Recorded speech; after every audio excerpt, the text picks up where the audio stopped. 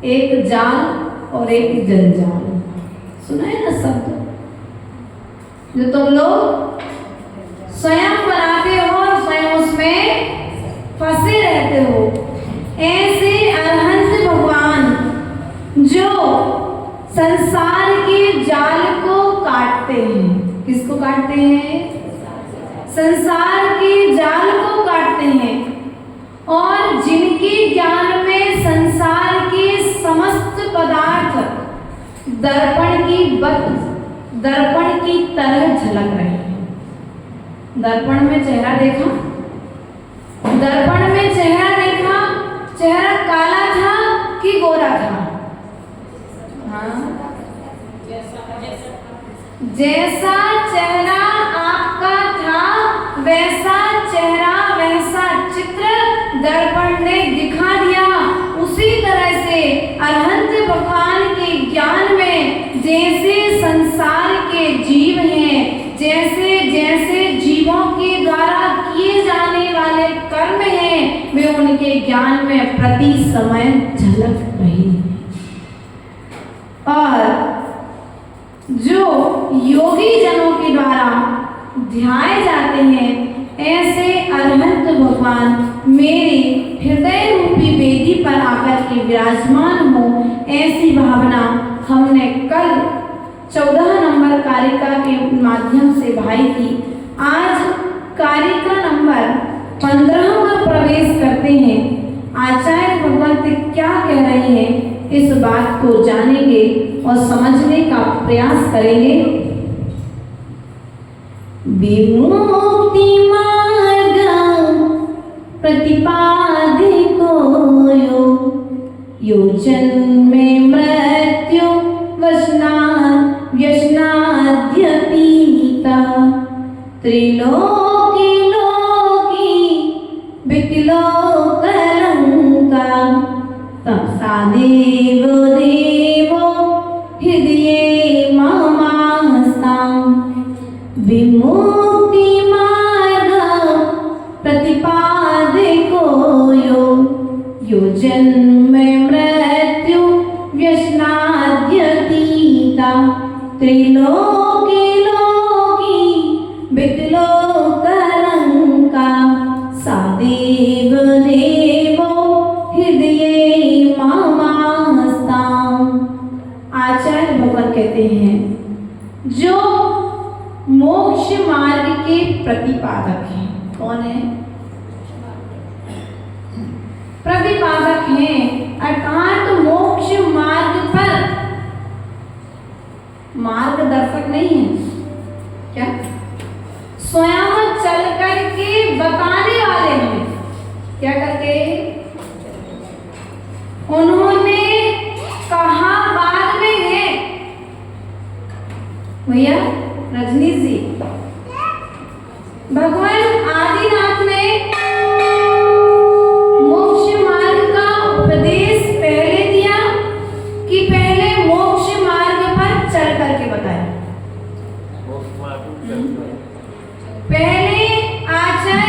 पहले भगवान आदिनाथ ने उस मोक्ष मार्ग पर स्वयं चले, स्वयं चल करके देख लिया कि हाँ मार्ग अनुकूल है, तब कहीं बैठ करके समूह शरण में दिव्य ध्वनि के माध्यम से मोक्ष मार्ग का उपदेश दिया। प्रिय बंधुओं, अर्थात मोक्ष मार्ग जो प्रतिपादक हैं, जन्म मृत्यु और बुढ़ापा से जो रहते हैं, 3 दुख हैं आपको। कौन से दुख? एक तो जन्म का दुख, दूसरा मरण का दुख और तीसरा बुढ़ापे का। जो अरहंत भगवान हैं वे क्या हैं? इन तीनों दुखों से रहित हैं, और हम भी इन तीनों दुखों से रहित होना चाहते हैं। इसलिए भगवान के चरणों में भावना कर रहे हैं, हे भगवान आप मेरी हृदय रूपी वेदी पर आकर के विराजमान हो जाइए। त्रिलोकी लोकी विकलो कलंका, अर्थात जो कर्म रूपी कलंक से रहित हैं। किससे रहते हैं? कलंक। किसके लिए कहा? कर्म के लिए कलंक कह दिया। कौन से कर्म? जो आवरण डालने वाले हैं, ऐसे कर्म कलंक की तरह हैं। भैया, चारित्र में यदि कोई दोष लग जाए तो आप कहते हो कलंक लगा दिया, पूरे खानदान को बदनाम कर दिया। आचार्य भगवान कहते हैं आप तो पहले से बदनाम हो, तो दूसरा क्या बदनाम करेगा? जो कर्म से सहत है वो कलंक से सहत है। किससे सहत है? कौन से कर्म? जो आवरण डाले हुए हैं, ज्ञान में आवरण डाले हुए हैं, दर्शन में आवरण डाले हुए हैं, चारित्र में आवरण डाले हुए हैं, ऐसे कर्म के लिए कलंक की उपमा दी है। और भगवान जिनेंद्र प्रभु के चरणों में बैठ करके हम क्या कर रहे हैं? उन कर्म कलंकों को क्या कर रहे हैं? साफ करने का, उस कलंक से दूर होने का प्रयास, रहित होने का पुरुषार्थ कर रहे हैं।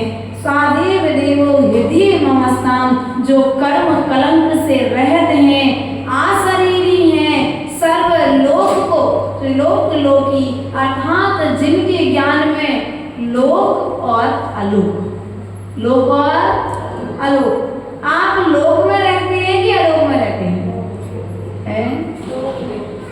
लोक में रहते हैं ना। रसनाड़ी से बाहर के प्रदेश को क्या कहते हैं? क्या कहते हैं? अलोकाकाश। आप लोक में रहते हैं, अर्थात आचार्य भगवान कहते हैं जिनके ज्ञान में लोक और अलोक स्पष्ट दिखाई दे रहे हैं, आशरीरी हैं, जो कर्म कलंक से रहते हैं, ऐसे अरहंत देव मेरे हृदय रूपी वेदी पर आकर के विराजमान हो जाए। प्रिय बंधुओं, जब तुम्हारी वेदी पर, घर पर जैसे चित्र होते हैं, वैसा चित्त का निर्माण होता है। भैया, घर पर जैसे चित्र होते हैं, वैसे चित्त का निर्माण होता है। जैसी वस्तु होती है, वैसे भावों का निर्माण होता है। उसी प्रकार से आचार्य भगवंत कहते हैं तुम्हारे चित्त में जब तीन लोक के अधिष्ठान अर्थात तीन लोक के नायक तीर्थंकर भगवान का चित्र अर्थात चरित्र चलेगा, तो तुम्हारे जीवन में भी परिवर्तन आएगा और एक दिन आपका जीवन भी उनके जैसा बन जाएगा। हमारे चित्त में अभी तीर्थंकर भगवान के चित्र नहीं है। हमारे चित्त में तो वो कौन सा एक्टर बहुत सुंदर दिखता है, उसके चित्र घर पर लगाए हुए हैं। रजनीश भैया, अभी बहू आई है घर में, है ना? कुछ समय पश्चात पोता या पोती आएगी, तो क्या करोगे? बहू के कमरे में आप जैसा पोता चाहते हो वैसे चित्रों को सजा दोगे, है ना? अच्छा सुंदर देखने का होना चाहिए। नहीं, जो चेहरे के सुंदर हैं उनके चित्र नहीं लगाना अपने घर में, उस कमरे में उनके चित्र नहीं लगाना। जिनके चेहरे सुंदर हैं उस घर में उनके चित्र लगाना जिनके चरित्र सुंदर हैं। यदि चरित्र सुंदर वालों के चित्र लगाओगे तो चारित्र से शुद्ध संतान पैदा होगी। आज स्थिति क्या है? संतान गर्भ में आती है, माँ जिसको पसंद करती है, जिस एक्टर को पसंद करती है, जिस एक्टरनी को पसंद करती है, उसके चित्र जो माँ को पसंद होता है वो माँ देखती है, जो माँ को पसंद होता है वो माँ सुनती है। लेकिन एक बार यह विचार कर ले कि जो सुन रही है और जो देख रही है, उसको देखने से संतान पर भी प्रभाव पड़ रहा है। अब बड़े होकर के वह संतान जब वह कार्य करेगी तो माँ को क्या होगा? दुख, संताप होगा। प्रिय बंधुओं, आचार्य भगवान कहते हैं जिन्होंने मोक्ष मार्ग का प्रतिपादन किया है, कैसे किया है मोक्ष मार्ग का प्रतिपादन? उस माता कृष्णा से पूछने जाओ, उस माता मरु देवी से पूछने जाओ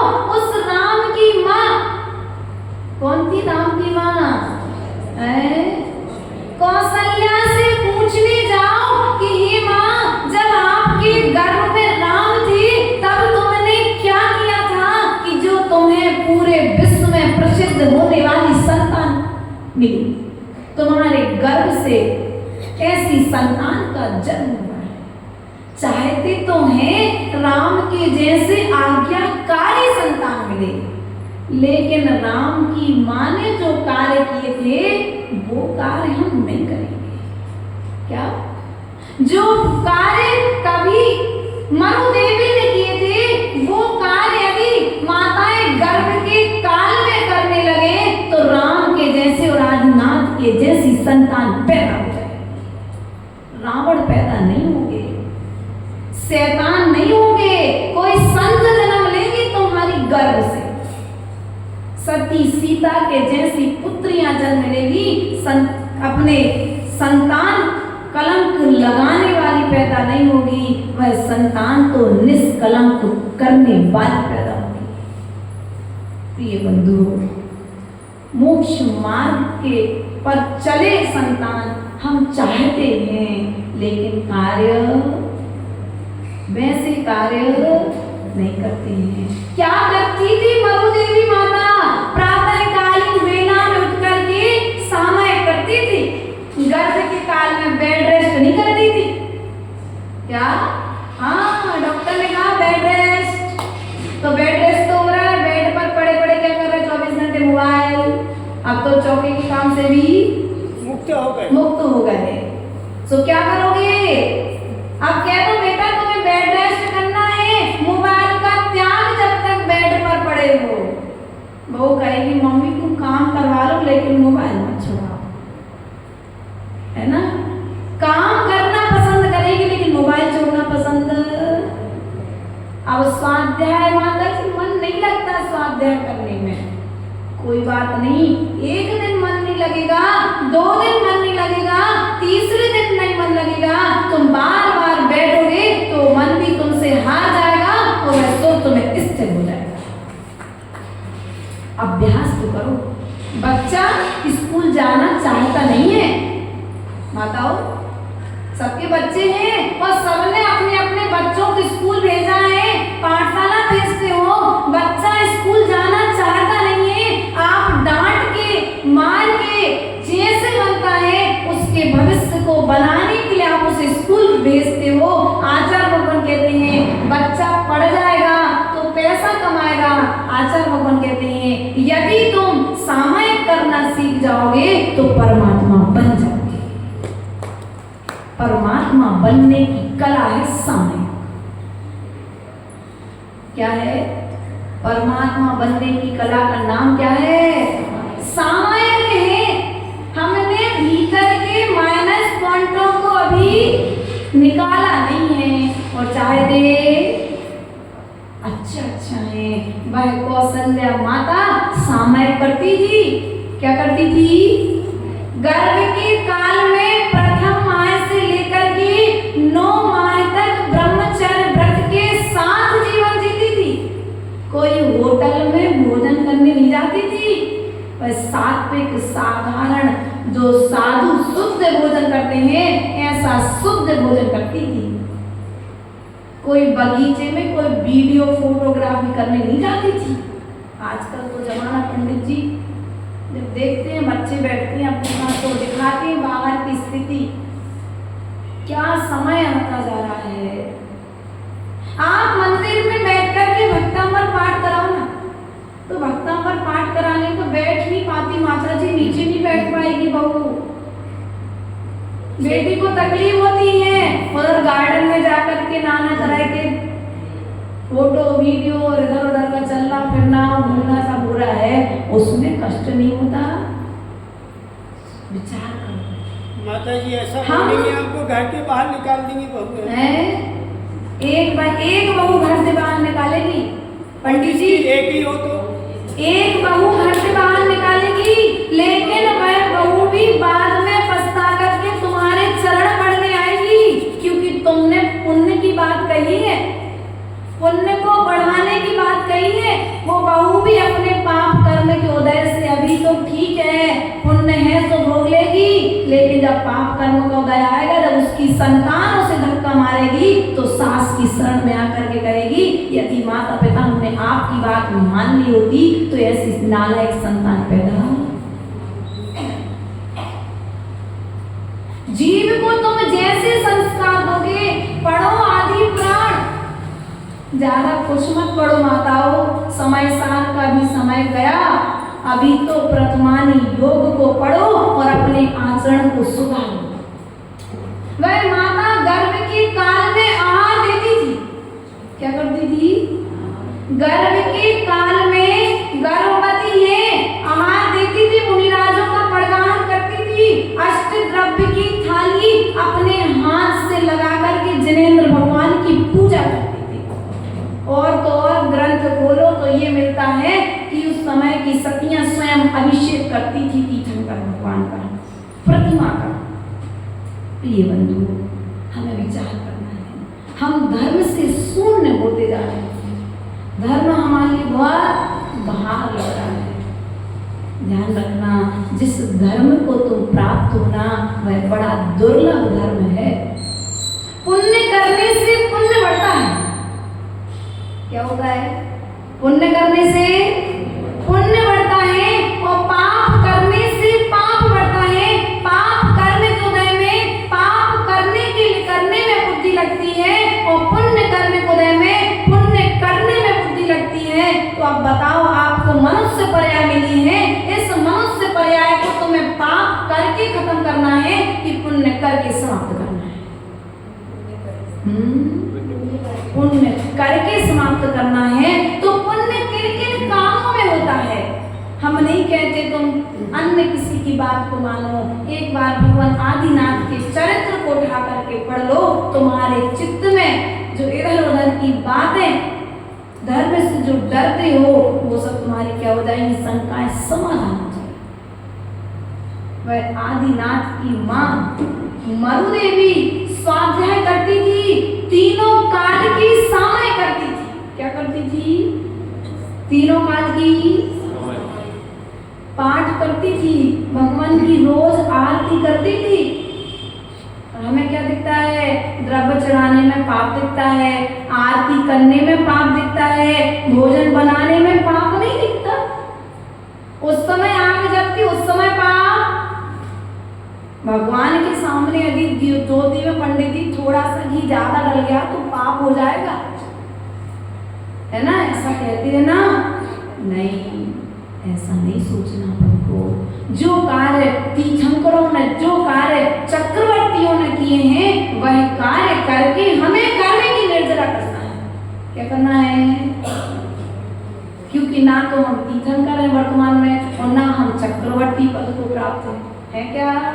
ना बलभद्र है, ना नारायण है, ना प्रतिनारायण है। अब हमारे पास कोई भी पद नहीं है, और जब कोई भी पद नहीं है तो एक ना एक पद तो चाहिए ही है ना? चाहिए कि नहीं चाहिए? अब वो पद कोई ना कोई चाहिए है, तो जो पद आपको चाहिए है, उस पदधारी का आचरण आप कर लेना चाहिए। आचार्य गुरुदेव कहते हैं, आप यदि एक श्रेष्ठ वक्ता बनना चाहते हैं तो जिस आपकी दृष्टि में जो श्रेष्ठ है, उस श्रेष्ठ वक्ता के 100 वक्तव्य आप सुन लो, आप उसके जैसे बन जाओगे। भला उसका चारित्र कैसे भी रहेगा? चारित्र कैसे? अब तुम्हें उसके जैसे बनना है ना पंडित जी, आपको उसके जैसे बनना है तो उसका वक्तव्य आपको सुनना है। अच्छा वक्ता बनना है, वक्ता बनना है कि वक्ता, दोनों के अंतर मात्रा ध्यान रखना।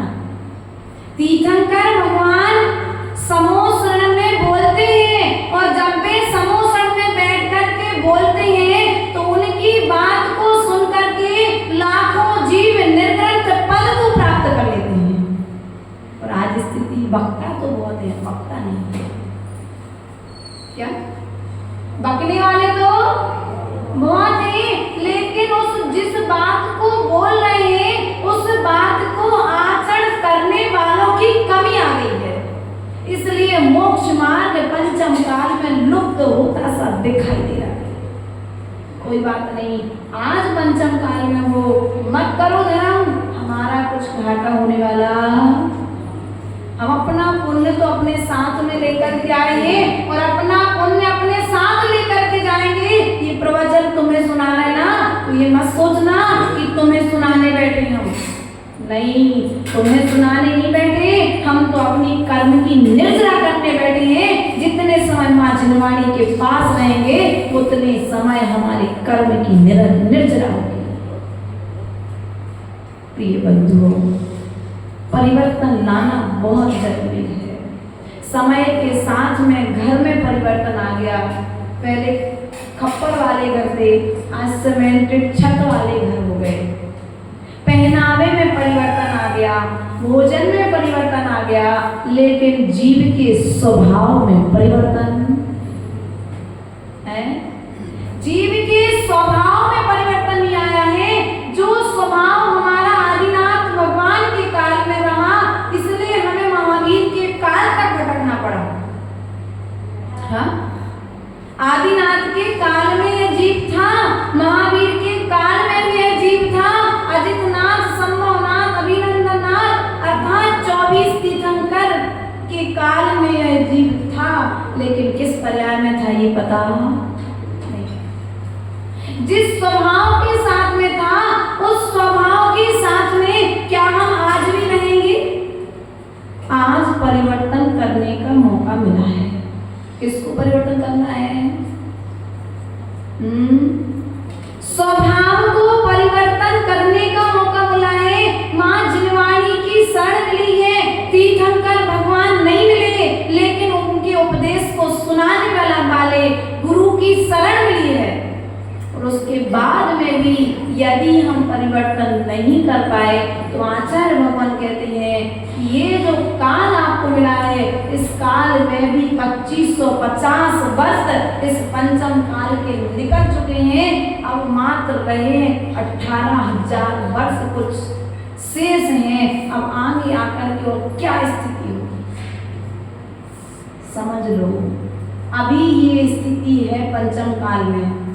आप लोग धर्म करना नहीं चाहते हो तो पंचम काल में क्या छठम काल का नजारा दिखने लग जाएगा? पंचम काल में छठम काल का नजारा देखोगे क्या? और धर्म मत करो। पंचम काल में तुम छठवें काल जैसे दुखों को भोग सकते हो धर्म के अभाव में। प्रिय बंधुओं, हम काल को दोष देकर के अपने प्रमाद को ना पालें। हम पाप को पाल रहे हैं, धर्म करने से बचने का प्रयास कर रहे हैं, धर्म करने से छुप रहे हैं, धर्म करते समय बहाने बना रहे हैं। इसलिए आदिनाथ के जैसी संतान हमारे घर में नहीं आती। हमारा नगर अयोध्या जैसा नहीं हो रहा है। वह धन्य कुमार धन्य है जो अक्रत पुण्य की पर्याय में वह जीव था। और अक्रत पुण्य की पर्याय में उसने अक्रत पुण्य की पर्याय में अक्रत पुण्य की पर्याय के पहले वाली पर्याय में उसने मंदिर के निर्माण का भोग किया। क्या किया?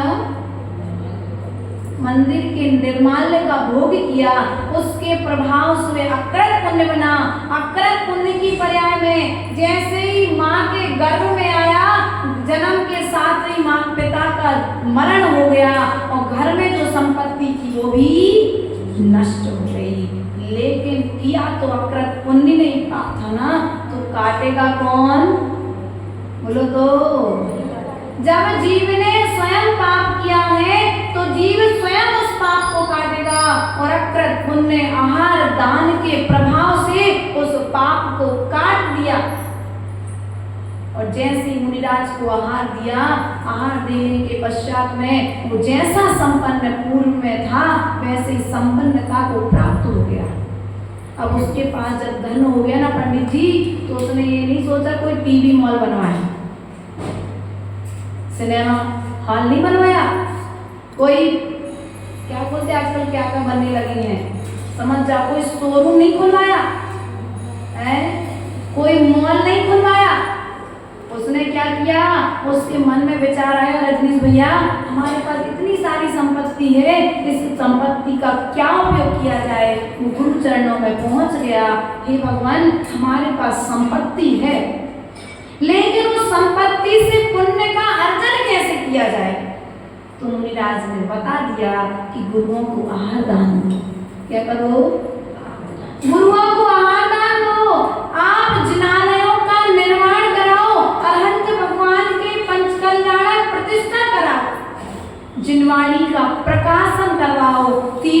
का जीर्ण उद्धार कराओ।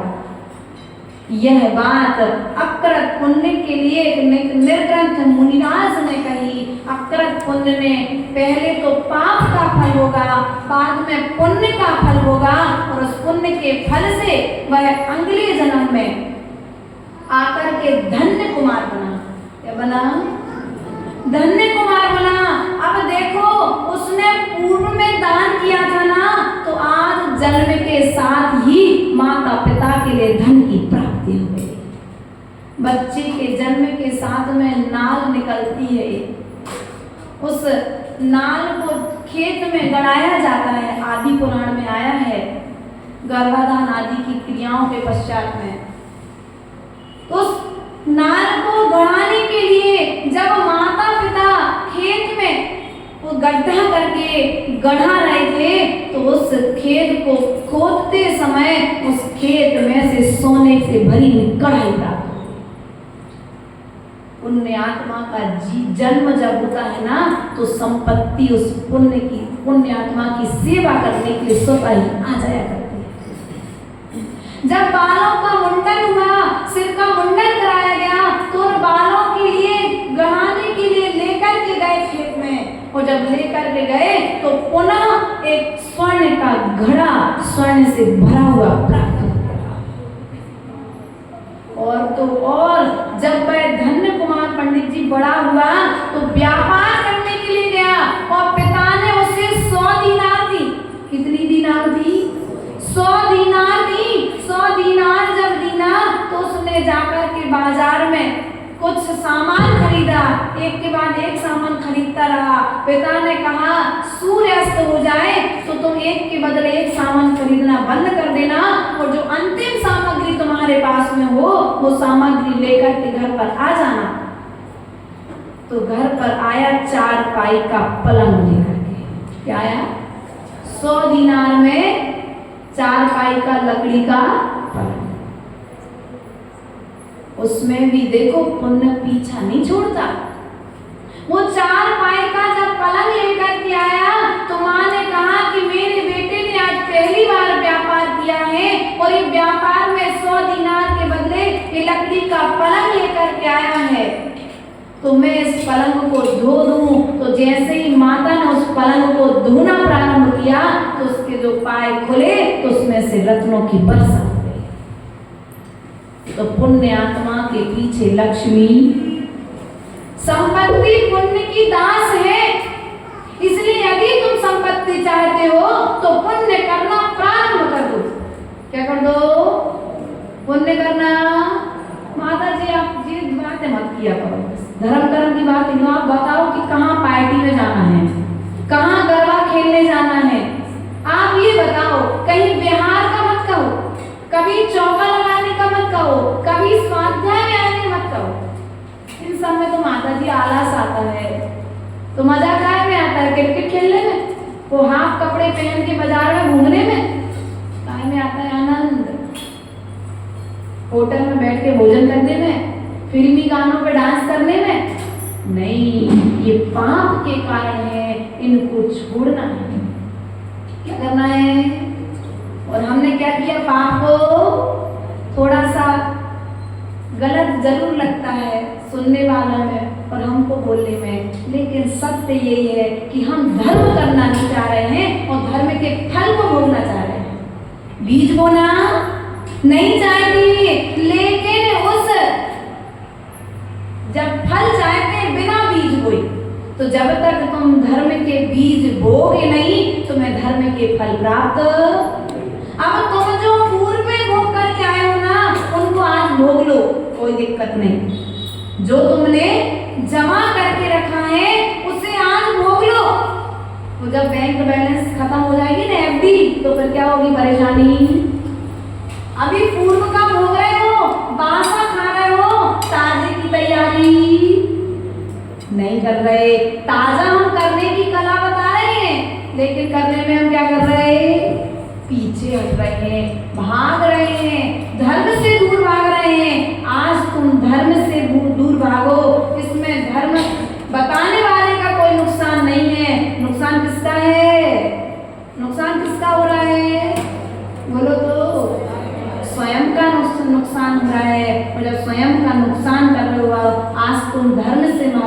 कल पाप तुम्हारे पीछे पीछे भागेगा, पाप तुम्हारे पीछे पीछे चलेगा, आगे भी पाप होगा, पीछे भी पाप होगा, फिर उस समय क्या होगे, दुखी हो जाओगे। इसलिए तुम्हारा तीव्र पाप कर्म का उदय आए उसके पहले तुम धर्म का पालन करना प्रारंभ कर दो। जो नीति और जो रीति तीर्थंकर जिस नीति से चले हैं, जिस रीति से चले हैं, उस रीति से चलना प्रारंभ करो। तुम्हारा श्रावक कुल पाना, जैन कुल पाना धन्य हो जाएगा। बोले परम पूज्य आचार्य गुरुवर विभव सागर जी महाराज जी की, अहिंसामय विश्व धर्म की। जिनवाणी के ज्ञान तेने सूझे लोकारो, सौवाणी मस्तके नो सदा देते हो दो। हे जिनवाणी भारती तुम जपो दिन में, जो तेरो सलाम है सो पावे सुख चैन। वेद वचन अरिहंत को गुरु सेवा निर्गण, दया धर्म पालो सदा ये मोक्ष का पन। धर्म करत संसार सुख, धर्म करत निर्वाण, धर्म पंथ सारे विराम। ओम ह्रीं जिन्मुखोद्भव सरस्वती देवी, प्रथमान्योग करणान्योग चरणान्योग द्रव्यान्योग्येभ्यो नमः। अर्घ्यं निरूपयामि स्वाहा। गुरुः पांतिनो नित्यं ज्ञान दर्शन नायका, चारित्राणव गंभीरा मोक्ष मार्गोपदेशिका। ओम नमो आर्याण श्रीमद आचार्य परमेश्वर कुंद कुंद स्वामी, समंत भद्र स्वामी, पूजपा स्वामी, रविशरण स्वामी, अमितगति स्वामी आदि समस्त आचार्य दिवरे परम पूज्य आचार्य भगवान विद्यासागर जी, विराग सागर जी, विशुद्ध सागर जी, विभव सागर जी, ढाई जी विराजमान, तीन कमनों कर्मणि राजति वरेभ्यो नमः। अर्घ्यं निरूपयामि स्वाहा।